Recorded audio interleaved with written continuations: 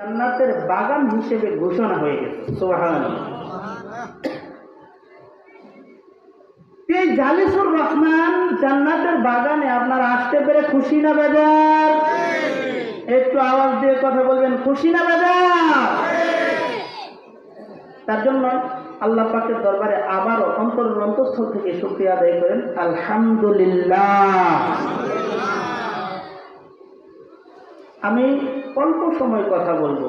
এইখানে হ্যান্ডবেলে ভূষিত উলামায়ে কেরাম আছেন, ওনারা কোরআন ও হাদিসের আলোকে অনেক সুন্দর দিক নির্দেশনা দিবেন। আমি আপনাদের সামনে যে আয়াতে কারিমা তেলাওয়াত করেছি, এই আয়াতে কারিমার ভিতরে আল্লাহ রাব্বুল আলামিন বলেন, ইন্নাল্লাযীনা আমানু ওয়া আমিলুস সলিহাত,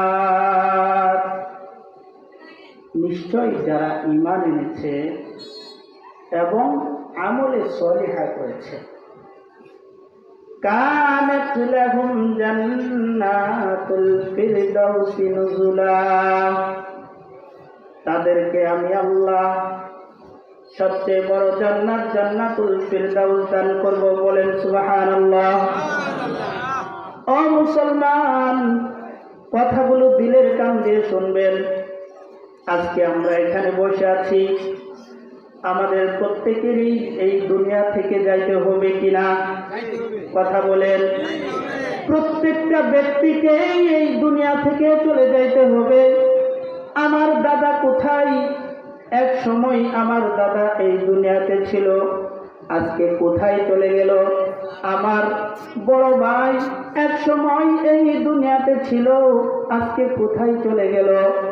আমার সাথী সঙ্গী এক সময় এই দুনিয়াতে ছিল, আমরা একই সাথে চলাফেরা করেছি, একই সাথে উঠা বসা করেছি, একই সাথে লেখাপড়া করেছি। এমনও ব্যক্তি আমাদের মাঝ থেকে এই দুনিয়ার মায়া ছেড়ে ত্যাগ করে অন্ধকার কবরের বাসিন্দা হয়ে চলে গেছে। আছে কিনা এমন মানুষ? আছে।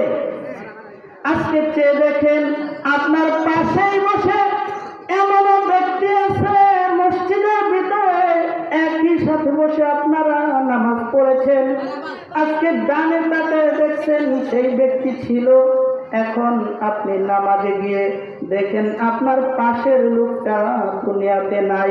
এমনও লোক আছে কিনা? আছে কিনা? ও মুসলমান, আজকে আমরা এই যে দুনিয়ার ভিতরে